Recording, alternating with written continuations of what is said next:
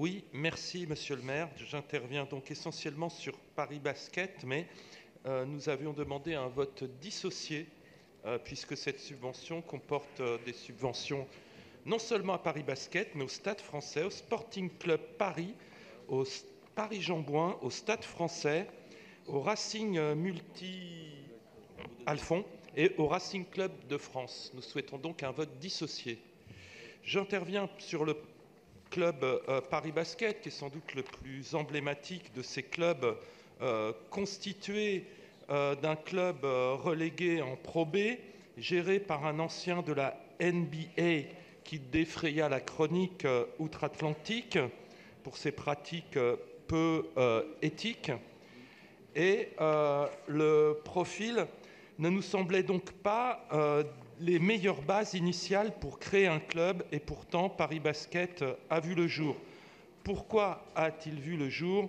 Eh bien, c'est pour contribuer à l'héritage, puisque ce club monté de toutes pièces pour occuper l'Arena 2 sert à assurer la survie de cet équipement créé pour les Jeux Olympiques. C'est donc un héritage tout à fait artificiel qui nous sera proposé à l'heure du bilan.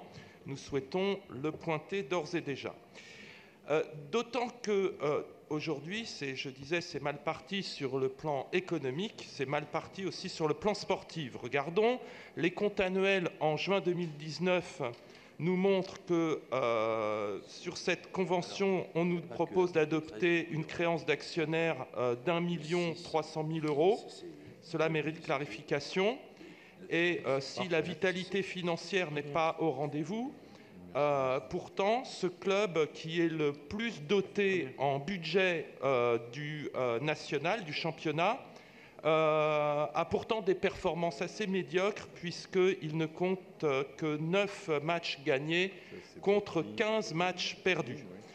Nous sommes aussi étonnés de voir la multinationale américaine Amazon sponsoriser les interjeux, puisqu'on connaît les pratiques de cet acteur de la pauvreté culturelle, pourfendeur du commerce de proximité, pourvoyeur d'emplois précaires, et donc cela ne nous semble pas conforme aux idéaux environnementaux et sociaux que prône désormais notre municipalité. Donc passons du discours en conformité avec nos actes. Le bilan financier et les résultats sportifs ainsi que les objectifs défendus par le Paris Basket nous semblent donc insuffisants pour voter cette subvention. Nous ne voterons pas non plus la subvention à destination du Racing Club de France, considérant que ce club s'adresse à une élite, que le montant du ticket d'entrée est trop élevé et en plus soumise au parrainage, ce qui est contraire aux valeurs d'inclusion que nous défendons. Le groupe écologiste souhaite donc, lui, vous le savez, des clubs de proximité ouverts à toutes et tous qui permettent aux joueurs, aux joueuses de monter en compétences bien loin du seul sport-spectacle. Je vous remercie. Merci Jacques Bouteau. Je vais donner la parole à Jean-François Martins en précisant que le vote dissocié est de droit et donc il y aura un vote dissocié sur les articles 4, 6 et 13. La parole est à Jean-François Martins. Merci Monsieur le maire. Alors, Monsieur Bouteau, pour finir ce mandat sur lequel, ma foi, je respecte la divergence qui est la nôtre entre le groupe des écologistes de Paris et quasiment le reste de cette Assemblée sur le soutien au sport de haut niveau, qui est un des sujets sur lesquels vous vous opposez. Mais je voudrais reprendre les choses factuellement pour que nous finissions cette mandature dans la vérité. En début de mandature, il y avait un club de basket professionnel à Paris subventionné. À la fin de la mandature, il y en a toujours un. La seule décision que nous avons prise, Monsieur Bouteau, c'est de nous séparer du subventionnement au club de basket de Levallois, qui était le club de Paris-Levallois, parce qu'il était présidé par l'ancien directeur de cabinet de Patrick Balkany, lui-même mis en examen, et qu'il ne nous paraissait pas de bonne gestion d'avoir un club parisien présidé par quelqu'un mis en examen dans des affaires de détournement d'argent public. Et donc nous avons décidé de nous séparer de ce club-là, qui n'est donc plus devenu le Paris-Levallois, mais Levallois. Pas du tout. Ça nous coûtait 1 million €. Il s'est trouvé qu'il y a eu un projet de création de club professionnel à Paris en tant que tel, et comme nous sommes attachés à ce que, dans les grandes disciplines de sport collectif, nous ayons un club professionnel, parce que c'est la locomotive de la pratique amateur, Monsieur Bouteau. La semaine dernière, le match NBA, sur lequel je mesure à quel point ça ne doit pas être votre tasse de thé, mais on a mesuré pendant une semaine à quel point faire venir des joueurs professionnels, des coachs de NBA, dans les gymnases des quartiers populaires, à Didot, dans le 14e, les étoiles dans les yeux des gamins, ce que ça donne envie, comme se mettre au sport, se bagarrer pour la performance, pour essayer de progresser, pour être meilleur, pour être assidu à l'entraînement, c'est ça que provoque le sport professionnel. De l'enthousiasme, du rôle modèle, et le fait que ces jeunes, ensuite, ils ont envie de pratiquer durablement dans tous les clubs amateurs. Et donc moi, je suis très fier qu'on avait un club amateur, un club professionnel de basket, et nous en avons toujours un. Donc, Monsieur Bouteau, cela n'a rien à voir avec l'aréna olympique. Ensuite, Monsieur Bouteau, mais ça, vous le connaissez, puisque c'était le programme sur lequel nous avons été collectivement élus. Au deuxième tour des élections de 2014, il y avait M. Bouteau, et M. Coumet pourrait vous en parler très bien, il y avait la création d'une aréna à Paris, avant même que nous soyons candidats. M. Bouteau, essayez d'écouter pour qu'à la fin de la mandature, vous ayez enfin intégré ce point. Cette aréna, qui était la modernisation de la halle Carpentier, elle était prévue dans le programme municipal que nous avons ensemble présenté devant les Parisiens et qui était bien avant que nous soyons candidats aux Jeux Olympiques. Donc cette salle de 7 à 8 000 places était dans le programme, était un engagement bien avant les Jeux. Ce club de basket, nous l'avions bien avant les Jeux. Et donc, en aucune manière, je ne peux vous laisser dire, Monsieur Bouteau, que nous créons un club pour nourrir une aréna que nous créons pour les Jeux Olympiques. C'est faux. Les Jeux Olympiques nous garantissent du financement et un calendrier qui permettent de sortir cette aréna. Et nous avons un club de basket professionnel à Paris parce que c'est bon pour le sport amateur, parce que ça sert de locomotive à l'ensemble de la discipline, comme c'est le cas sur l'ensemble des autres disciplines, Monsieur Bouteau.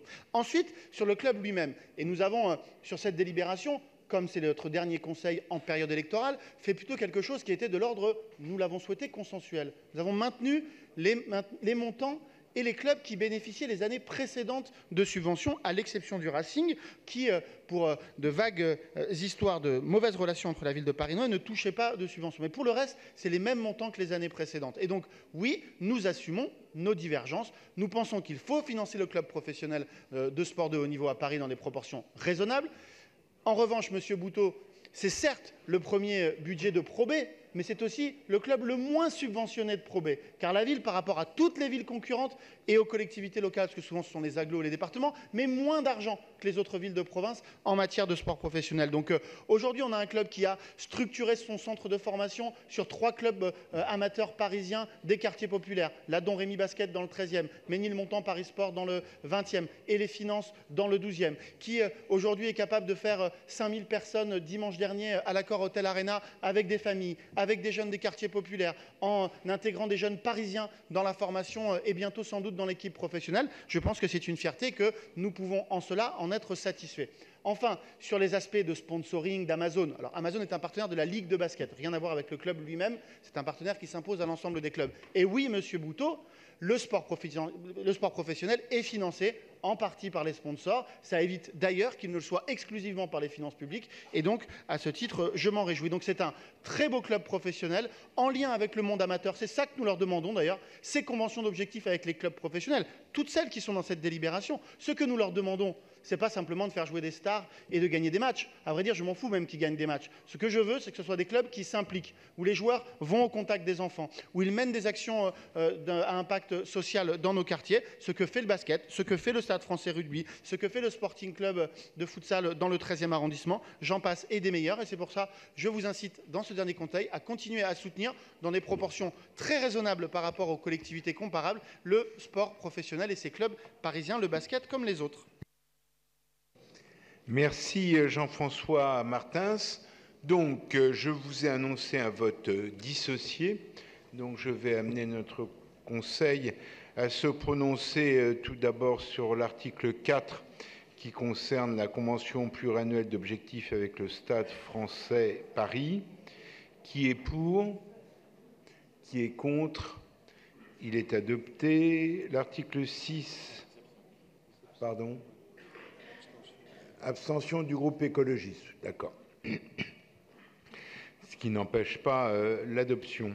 Article 6 est adopté le principe d'une convention pluriannuelle d'objectifs avec, cette fois-ci, le Racing Club de France. Donc c'est pour. Qui est pour? Qui est contre?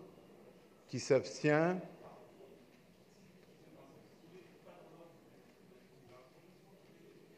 Pas dans l'ordre de la délibération. Bah si, moi après l'article 4, c'est l'article 6 et avant l'article 13. Mais peut-être que nous avons un calcul différent. Donc vous êtes contre, ce qui ne m'étonne pas. C'est pour ça que je me tournais vers vous. Donc voilà, donc malgré le vote contre du groupe écologiste, l'article 6 est adopté. Nous passons à l'article 13 qui concerne le Paris Basketball. Qui est pour? Qui est contre? Le groupe écologiste. Qui s'abstient? Personne. Donc il est adopté. Donc de ce fait, je mets aux voix la délibération DJS 83, qui est pour, qui est contre, qui s'abstient. Elle est adoptée. Nous passons maintenant au projet DJS